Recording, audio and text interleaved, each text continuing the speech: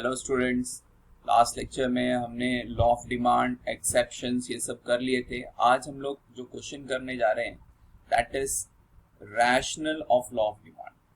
What do you mean by rational of law of demand? जैसे law of demand में हमने पढ़ा है पहले ही क्या कि अगर क्या होगा, प्राइस डिक्रीज होगा तो डिमांड क्या होता है, इंक्रीज होता है। और क्या है, अगर प्राइस क्या हो रहा है हमारा, इंक्रीज हो रहा है, तो डिमांड हमारा क्या होगा, डिक्रीज होगा। ये हमने पढ़ा है। तो ऐसा क्यों हो रहा है, why there is increase in demand due to fall in price, ये क्यों है? जैसे हमने पढ़ा ना कि डिमांड कर्व स्लोप होता है downward from left to right which indicate inverse relation. Why, क्यों है ऐसा? ओके, उस चीज को हम लोग स्टडी करने जा रहे हैं कि प्राइस डिक्रीज होने की वजह से डिमांड क्यों इंक्रीज हो रहा है। ठीक है, नाउ यहाँ पे आप देखो, नॉर्मली डिमांड का स्लोप डाउनवर्ड है, हम लोगों ने पढ़ा है स्लोप होता है downward from left to right. Okay, और यहाँ पे क्या है, it means people buy more at lower price. Of course ज्यादा डिमांड होगा एट लोअर प्राइस पे। ठीक है, we shall now try to understand why do the demand curve slope downward. मतलब रैशनल में हम लोग को यही स्टडी करना है कि डिमांड कर्व जो है वो स्लोप हो रहा है downward. Why downward sloping? Okay, ठीक है। अब इसका फर्स्ट पॉइंट आ रहा है हमारा क्या, law of diminishing marginal utility. According to law of diminishing marginal utility में क्या है, ठीक है, a consumer is an equilibrium and maximize his satisfaction. Means what, कि कंज्यूमर, कभी भी कंज्यूमर क्या चाहता है कि उसको कोई भी कमोडिटी से क्या हो, मैक्सिमम सेटिस्फेक्शन मिले। मैक्सिमम सेटिस्फेक्शन मिले मतलब क्या, सपोज करो कि अगर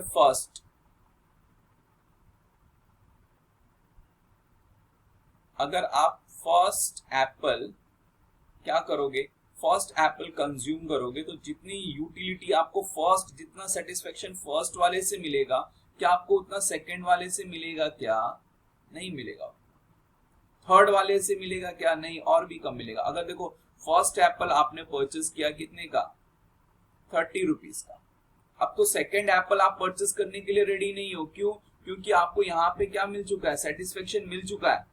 अब इस वाले में आपको क्या मिलेगा, कम सेटिस्फेक्शन मिलेगा, तो आप 30 रुपीज देने के लिए रेडी नहीं हो। बट अगर मैं क्या बोल रहा हूं कि आप अगर क्या कर रहे हो, आप अगर क्या कर रहे हो, सेकंड एप्पल कंज्यूम करोगे तो मैं आपको कितने में दूंगा, 10 रुपीज में दूंगा। तो मैंने यहाँ पे प्राइस क्या कर दिया, रिड्यूस कर दिया सेकंड एप्पल के लिए।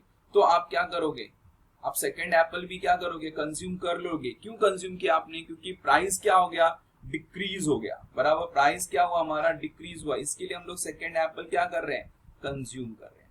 अब देखो यहाँ पे लिखा है कि मैक्सिमम सेटिस्फेक्शन कैसे मिलता है उसको, when a marginal utility of the consumer and its price is equal। marginal utility and price is equal मतलब यहाँ पे जो मेरे को उससे यूटिलिटी मिल रही है, जो मुझको सेटिस्फेक्शन मिल रहा है, वो मैं सोच रहा हूँ चलो ठीक है 10 रुपीज में तो ठीक है चलेगा, बराबर। बट अगर 30 रुपीज में बोलूंगा, नहीं 30 रुपीज में मेरे को क्या है, उतना सेटिस्फेक्शन नहीं मिलेगा जितना मैं इसके लिए प्राइस पे कर रहा हूं। Okay, got it.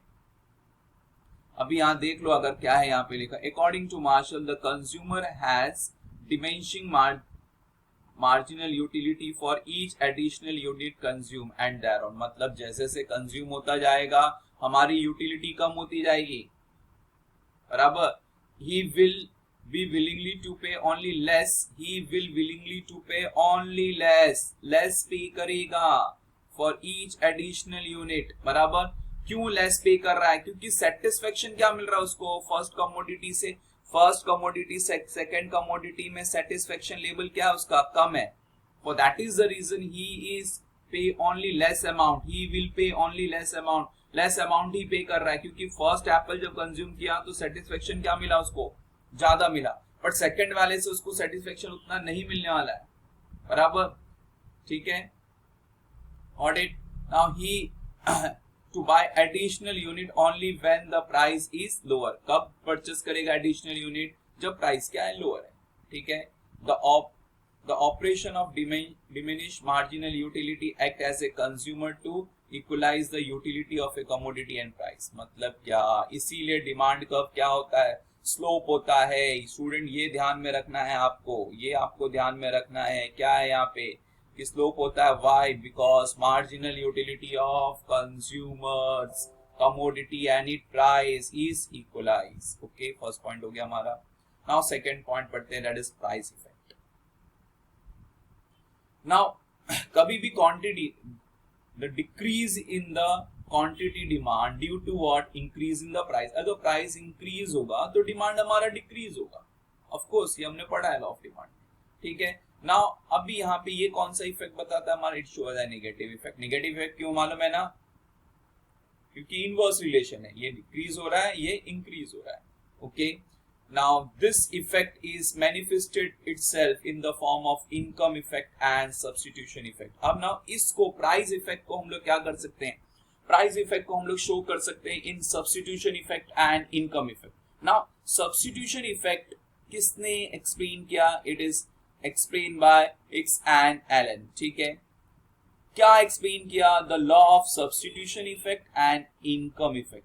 Substitution effect और इनकम इफेक्ट को इसने क्या किया है, एक्सप्लेन किया। अभी इसमें सब्स्टिट्यूशन का मतलब क्या होता है, T and coffee, T and coffee ये दोनों आपस में क्या है, दे आर सब्स्टिट्यूट्स, ठीक है। अब सब्स्टिट्यूट्स है, अब ये अज्यूम करते हैं कि टी का प्राइस क्या हो रहा है, टी का प्राइस क्या हो गया, डिक्रीज हो गया, ठीक है। टी का प्राइस डिक्रीज हो गया, that is the reason coffee के जो कंज्यूमर्स हैं, कॉफी के जो कंज्यूमर्स हैं वो क्या हो गए, वो शिफ्ट हो गए फॉर टी। अभी टी के पास शिफ्ट हो गया, मतलब अब उन्होंने स्टार्ट कंज्यूमिंग कर दिया क्या, टी। क्यों ऐसा किया, because the T become relatively cheaper then coffee. T क्या हो गया, रिलेटिवली चीपर हो गया कॉफी से। और क्या हो गया, कॉफी क्या हो गया, रिलेटिवली हायर प्राइस, ठीक है। रिलेटिवली हायर प्राइस पे करना पड़ रहा है किसके लिए, कॉफी के लिए। That is the reason the consumer are shifted to what, tea. अभी ऐसा करने से क्या हो रहा है, ऐसा करने से क्या हो रहा है बताओ जरा, उनके पास क्या हो रहा है, तो देख लेते हैं यहाँ पे क्या है। यहाँ पे now Allen has explain it, अब यहाँ पे it become relatively cheaper than the other commodity, जैसे चीपर हो गया, assuming that the price of other commodity remain constant, इसका प्राइस चेंज नहीं होगा, ठीक है, ध्यान रखना। सिर्फ प्राइस किसका चेंज हो रहा है, टी का चेंज हो रहा है, ठीक है। The consumer to substitute the commodity whose price are fallen for a commodity which have now become relatively expensive. This is become relatively expensive. Already I have explained you. Okay, got it? That is the reason यहाँ पे क्या हो रहा है, यहाँ पे total demand of a commodity whose price has fallen increase, इसका demand क्या हो गया, टी का डिमांड क्या हो गया, टी का डिमांड इंक्रीज हो गया। क्यों इंक्रीज हो गया मालूम है ना, क्योंकि कंज्यूमर को अब क्या हो रहा है, कॉफी क्या हो रहा है, कॉस्टली लग रहा है, एक्सपेंसिव लग रहा है, और टी क्या हो गया, चीपर हो गया। Okay, got it. अभी हम लोग नेक्स्ट पॉइंट देखते हैं, that is income effect. Now what do mean by income effect. Income effect में अगर क्या हो रहा है, प्राइस क्या हो रहा है, डिक्रीज हो रहा है। कोई भी कमोडिटी का अगर प्राइस डिक्रीज होगा तो consumer can bye more quantity at lesser money, है ना। अगर प्राइस डिक्रीज होगा तो क्या कर सकता है, वो कम पैसे में ज्यादा कमोडिटी परचेस कर सकता है, ठीक है। कैसे कम कमोडिटी में ज्यादा परचेस कर सकता है, सपोज करो कि पहले प्राइस कितना था, 20 रुपीज था, किसका, एक पेन का, ठीक है। अब इसका प्राइस रिड्यूस हो गया 1 पेन का प्राइस, ठीक है। अभी इसका प्राइस रिड्यूस हो गया, कितना आ गया, 10 आ गया, ठीक है। तो अभी भी वो 10 रुपीज में वन पेन परचेस कर सकता है कि नहीं।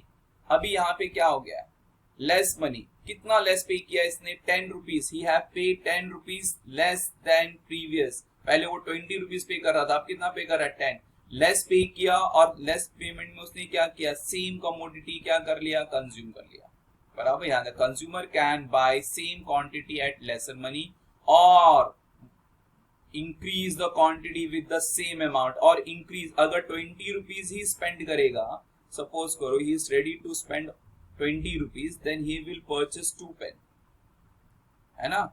अगर क्या करना है, अगर he the quantity of will be increase with the same amount, ठीक है, सेम अमाउंट पे क्या हो जाएगा हमारा इंक्रीज हो जाएगा। Alright, okay. अभी देखो दैट इज द रीजन, अभी उनका क्या हो रहा है, कंज्यूमर्स रियल इनकम और परचेसिंग पावर इंक्रीज। कंज्यूमर का क्या बढ़ गया, रियल इनकम और परचेसिंग पावर क्या हो गया, इंक्रीज हो गया, because increase in the real income. अभी क्या हो रहा है यहाँ पे, नाउ क्या हो रहा है यहाँ पे देखो, the more the commodity the demand for a commodity whose prices fall are increases, ठीक है, उसका डिमांड क्या हो जाएगा, इंक्रीज हो जाएगा। जिसका देखो अभी पेन का प्राइस क्या हो गया, रिड्यूस हो गया, तो डिमांड इंक्रीज हो गया, क्यों, क्योंकि परचेसिंग पावर बढ़ गया हमारा। ऑडिट, अभी देखो नेक्स्ट देखते हैं, नेक्स्ट पॉइंट हमारा क्या है,